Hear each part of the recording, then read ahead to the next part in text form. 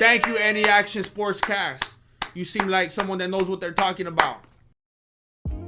Welcome back to the #1 sportscast in the world, where we give full card predictions and a betting breakdown. Make sure you guys smash that like button. If you're new to the channel, subscribe. Turn on those post notifications and share this video as well. UFC Paris, Benoit St. Denis versus Renato Moicano. I'm looking forward to breaking down this card. But before we do that, let's go ahead and recap UFC 306 Noche at the Sphere along with our bets. Absolutely, Martin. And I know, to me, the Sphere lived up to the hype. I know a lot of people didn't like it at the beginning, but it definitely picked up throughout the night. But our bets were hitting, Martin. We hit 3 straight underdogs. We had Norma Dumont as an underdog, hit that. We had Ignacio Bahamundes as an underdog, hit that. We had Merab Dvalishvili as an underdog, hit that as well. But the big letdown of the night was Alexa Grasso. Baby girl, what are we doing? That was terrible. She had a terrible fight. And then also Yasmin Yaragui getting knocked out brutally, Martin, by that left check hook. Man, terrible. That really ruined the night for us. A small loss on the night, a little less than a half unit loss, so nothing big here. But yeah, man, I personally like the Sphere. I know Martin was a little bit critical of the Sphere, but overall I thought it was a great experience. It really came off well to me on TV for the pay-per-view buyers. But yeah, man, I liked it a lot. This Paris card, Martin, is stacked. For a fight night card, this is a banger card, man. 14 fights, early morning card for us fans here in the States, and we know the Paris fans are going to bring that energy like they always do. I'm pumped, man. The main event's a straight violent fight. A lot of these fights are going to get finished, man. I'm super excited to talk about these fights.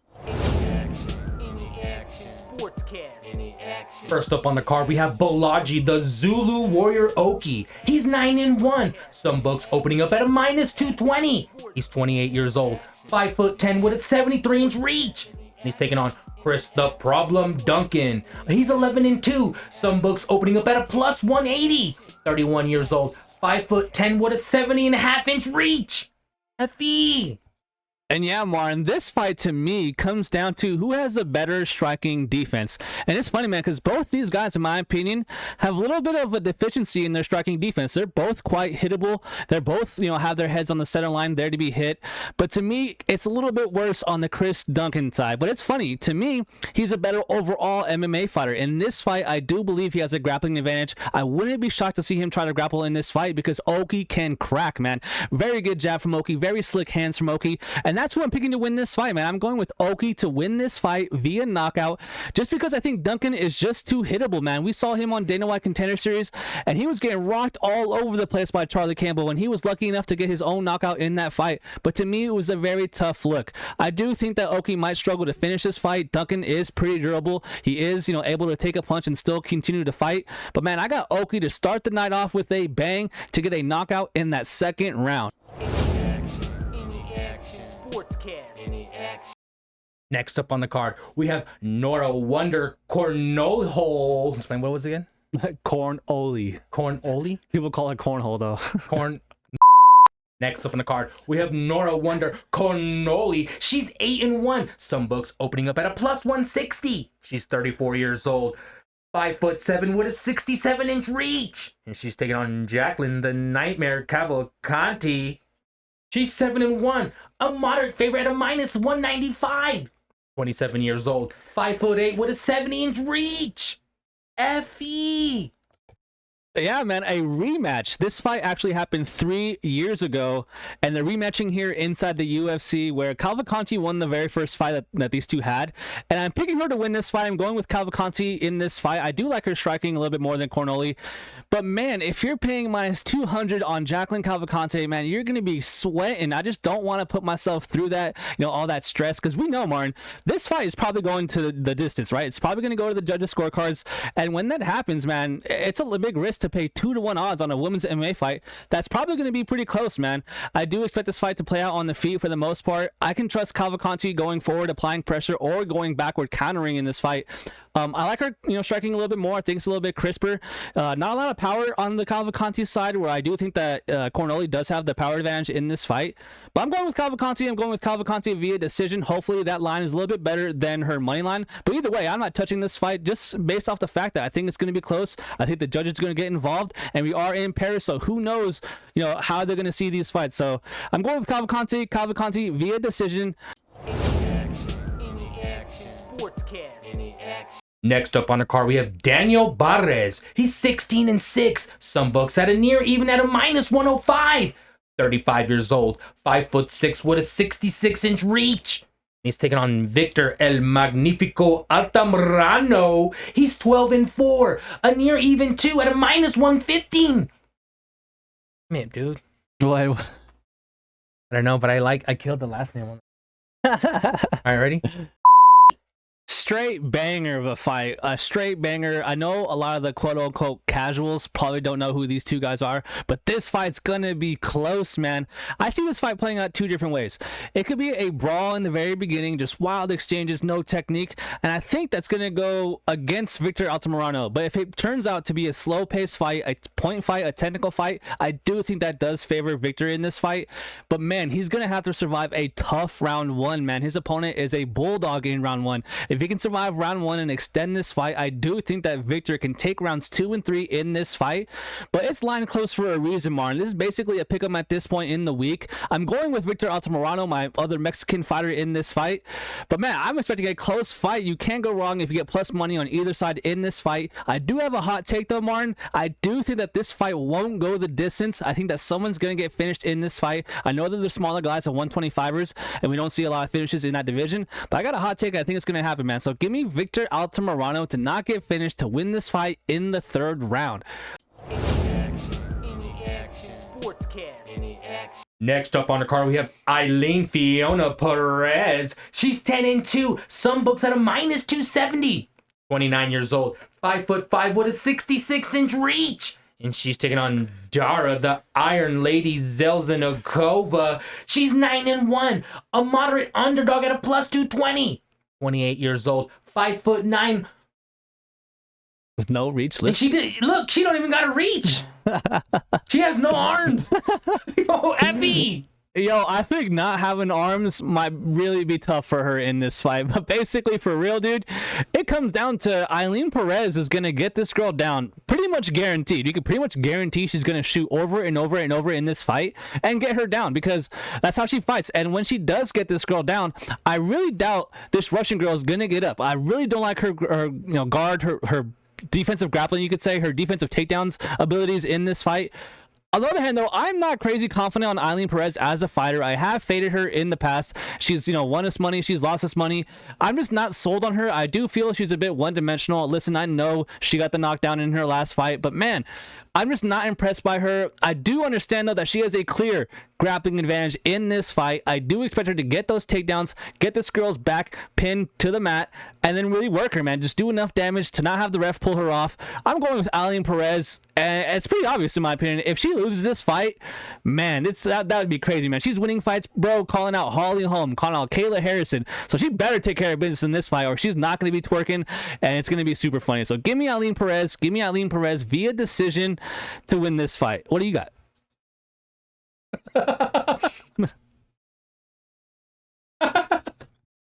I see why the odds are what they are. And now, a word from our sponsors.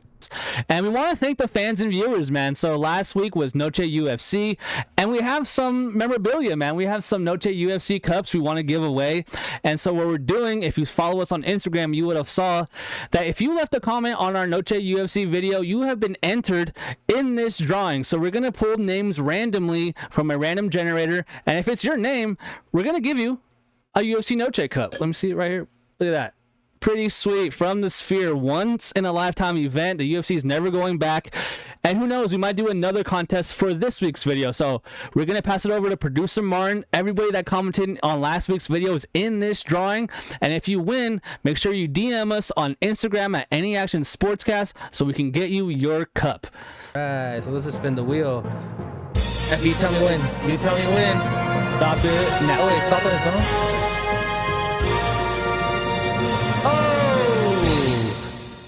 We got a winner! RTA 138, you have won yourself a Noche Libre Cup. Noche Libre. Noche UFC cup.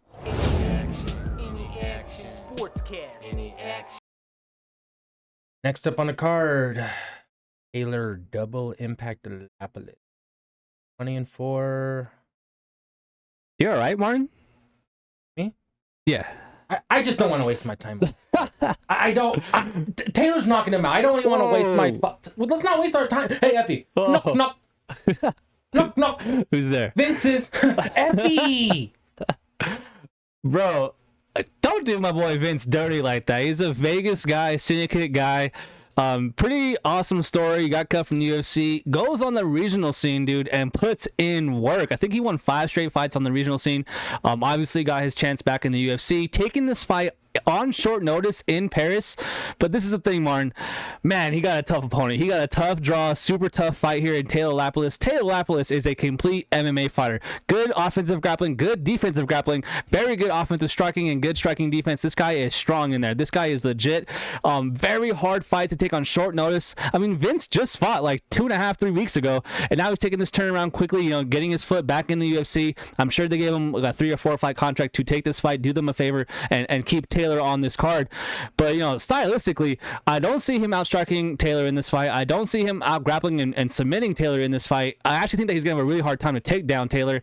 So I think it's going to play out on the feet for 15 minutes. And in that scenario, I'm going with the guy that's not on short notice, that, you know, is pretty competent on the feet. I'm going with Taylor Lapilus. I don't think he's going to knock him out like you do, Martin, but I am going to go with a dominant 30-27 decision. But I'm rooting for Vince, man. I hope he gets this win, man. We saw Marab from Syndicate get the belt last week, man. These guys are on the run. Khalil's fighting for the belt next week. So I'm rooting for Vince, but man, it's a tough scenario. I gotta go with Taylor via decision. Next up on the card, we have triple vaccinated Ludovic Mr. Highlight Klein. He's 22-4-1 with the mask. A huge favorite in some books at a -800. Oh, 29 years old, 5'7" with a 70.5-inch reach. And he's taking on Roosevelt the Predator Roberts. He's 12-4, a heavy underdog at a +550 in some books. 30 years old. He's 6'2" with a 73-inch reach. F.E. yeah, bro. The odds are what they are for a reason, man. Ludovic Klein is a real problem. This dude is a beast. Can grapple with the best of them, can strike with the best of them. High fight IQ, in phenomenal shape. This guy is shredded. Don't know how he passes USADA test. And Roosevelt Roberts isn't the best fighter out there, man. We all saw him, you know, get cut in the UFC, tough run.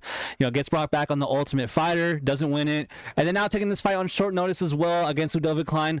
Just like Vince Morales, man, a tough fight to take, but you have to take it. You have to accept.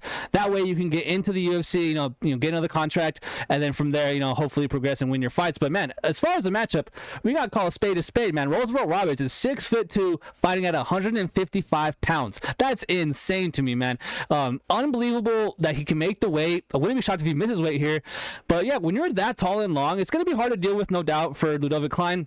But I think he can get in there. I think he can take him down. I think he can maul him in this fight. It's gonna be Ludovic Klein all day for me. What do you got? Hold on. I'm trying to see if I see that right. Did I say the Predator? Yep. More like the Prey. See what I did there? Man, they could have put me in there versus him, and the odds would have been the same. Oh my God! Who match make this? 100K. This looks like someone copied someone else's homework and was like, "Here, Mr. Dana White," and he was like, "We'll take."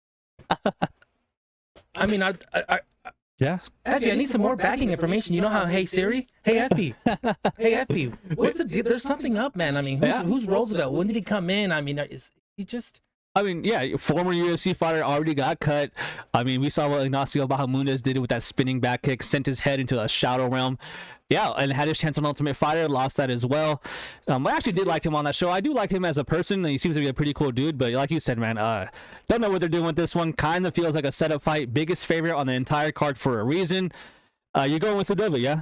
Yeah, I'm going with Mr. Highlight. Yep, should be easy money for him. Next up on the card, we have Umar Sy. He's 10-0, a heavy favorite at a -500. He's 28 years old, 6'4" with an 83-inch reach, and he's taking on Dacito Woonjong. He's 15-5-1. He's 30 years old, 6'4" with a 78.5-inch reach. Effie. Yeah, another massive favorite. It feels like a few in a row now.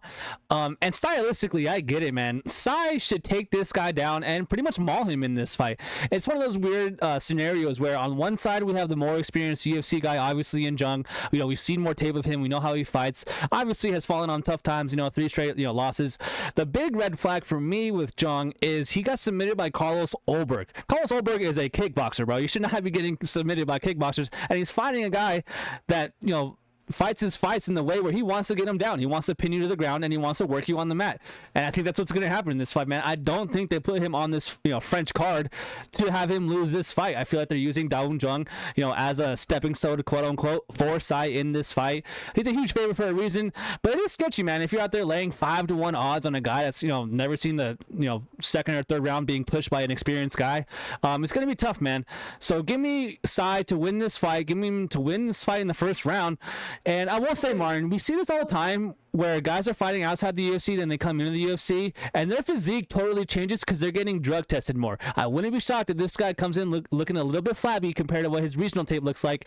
But ultimately, man, that grappling advantage should be there no matter what kind of drug test he has. Give me Sai. Give me Sai inside the distance via submission in round 1. What do you got? This is my impression of Cher saying who's making these cards. Who's making these cards?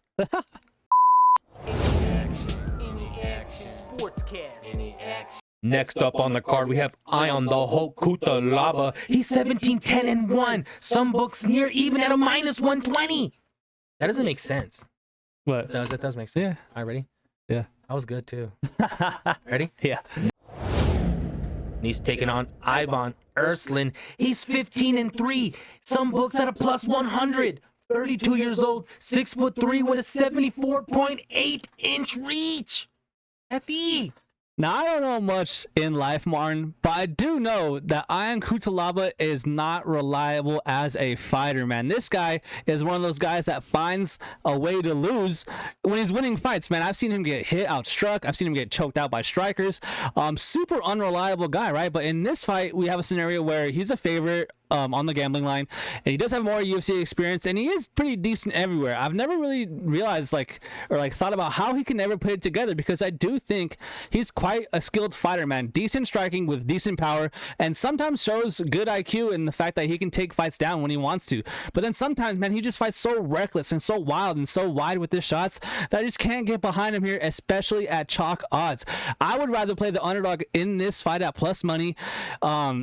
But it's weird because, like I said, Ion Kutalaba, more experience, more higher level experience against higher level fighters. So there's a few reasons to lean to Ion Kutalaba in this fight. But like I said in the beginning, man, I know that he's not reliable. I don't want my money on this fight. I don't want an Ion Kutalaba in this fight as a favorite. I'm going with the underdog, Ivan, in this fight. Give him to win this fight via decision.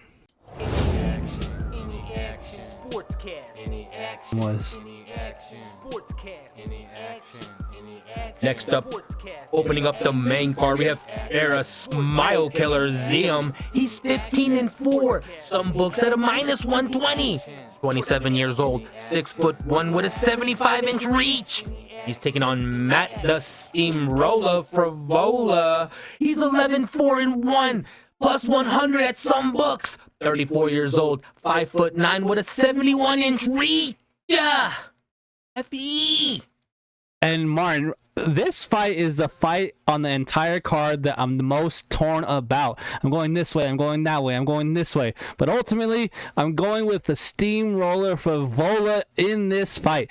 And there's a lot of reasons to fade him in this fight, man. First of all, he's coming off a brutal knockout against BSD, coming off a long layoff. He's 34 years old at the lightweight division. He's getting up there for 155. He's going to be 2 inches shorter and have a 4-inch reach disadvantage. But the reason I'm picking him in this fight is because I do think he's competent enough to stay safe on the feet and mix in some wrestling, man. And I think that American wrestling in this fight will save Matt Frivola in this fight. I think he has enough power to really change the fight, with 1 or 2 significant strikes in any round, really. I expect it to be close. It's near a pick'em for a reason, but I'm going with the American, man. I'm going with Matt. But like I said, there are some reasons to fade him in this fight. We got Zion fighting in front of his home nation, his home crowd. The crowd's gonna be rooting for every little thing that he does in this fight, and he's a good competent fighter in his own right. I don't see him out grappling Frivola in this fight. I can maybe see him outpointing Frevola in this fight and maybe clipping him. I do worry about the chin from Frevola, but man, I'm going with my American in this fight. Let's go steamroller Frevola via decision. What do you got? I'm going with the smile killer. Ooh. And I hate for him to kill your smile when he knocks out Matt Frevola. Wow. And you know what? I think Matt Frevola is going to be the aggressor in this one. I think he's going to corner Ferris, and Ferris is going to, you know, circle left, circle right, touch him here, and Matt's going to get anxious. He's going to go in with an overhand right, I think, too sloppy, and he's going to get touched nice, you know, and he's going to be laid to rest. Okay, and there's going to be, and that's what I call him, the smile killer, you know? Smile gone in this one. Next up on the card, we have Morgan, the last pirate, Charriere. He's 19, 10, and 1, a heavy favorite at a minus 550. 28 years old, 5'8" with a 69-inch reach. And he's taking on Gabriel Fly Miranda. He's 17 and 6. Some books at a plus 400. 34 years old, 5'11" with a 71-inch reach. Effie. Yeah, super easy fight to talk about in this fight. I'm going with Morgan to win this fight. Basically, the only chance Gabriel Miranda has to win this fight, Martin, is a meme submission in that first round. It would be absolutely insane if Miranda is able to get the submission in this fight. I believe he has 16 submissions on his record. He's a jiu-jitsu coach at his gym. Obviously, very good back takes, very slick grappler. I just don't think it's going to get there. I don't think he's going to take down Morgan in this fight. I think Morgan outpoints him to an easy decision, or at some point catches the 34-year-old and finishes him in this fight. Like you mentioned earlier in the episode, Martin, sometimes the matchmaking just doesn't make any sense. And clearly in this fight, they're giving the young prospect in France, a French fighter, a good fight to win in this fight. It's a favorable matchup. They want him to get a highlight reel finish. I think it happens. Give me Morgan Charriere to use his better striking, to stay on his feet, and win via first round knockout. What do you got? Well, I tell you what, Gabriel better get his bicycle, because Morgan is about to eat Freddie Mercury. And who let Freddie Mercury fight? Who's making the matchmaking? Because this is out of hand now. They got Freddie fighting a UFC guy who's got a Spartan tattoo.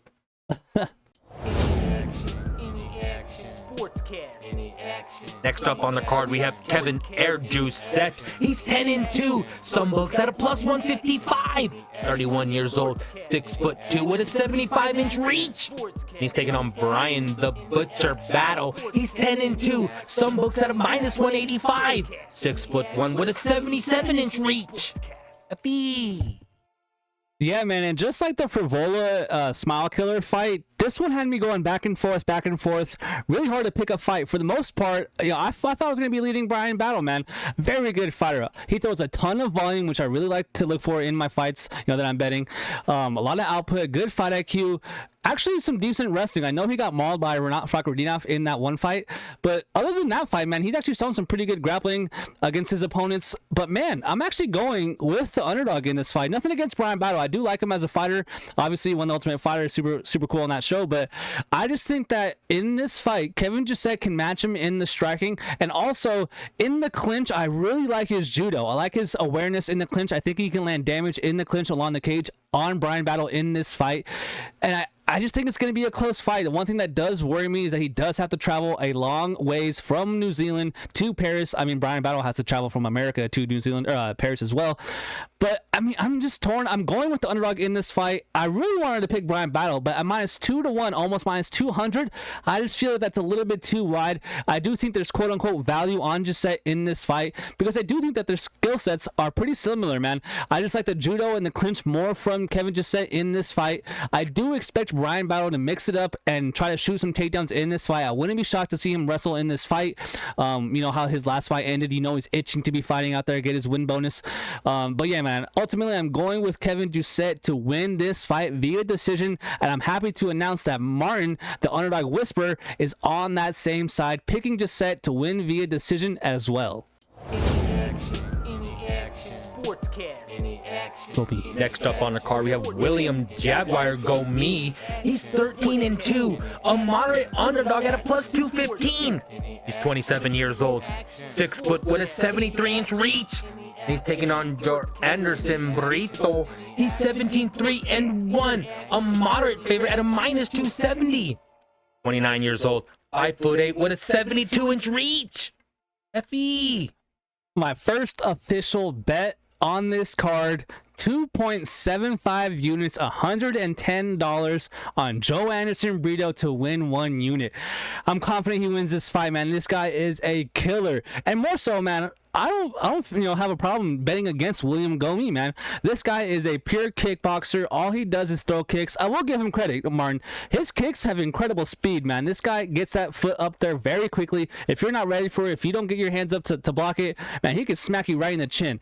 And I just think that Brito is better everywhere. I think he has more power on the feet. I think he can change the course of the fight with his punches. I think obviously those leg kicks are very powerful. We saw what he did, in his previous fights where he cut the dude's shin wide open, made him bleed from freaking leg kicks, and he can grapple in this fight. I feel like if he shoots these takedowns, Gomes is going to spend a lot of this fight defending, trying to get him off him. If he gets put down, I don't see him getting up, man. I think Brito just mauls him in any aspect in this fight. I'm feeling super confident in Brito. That's why I laid 2.75 units on him to win this fight.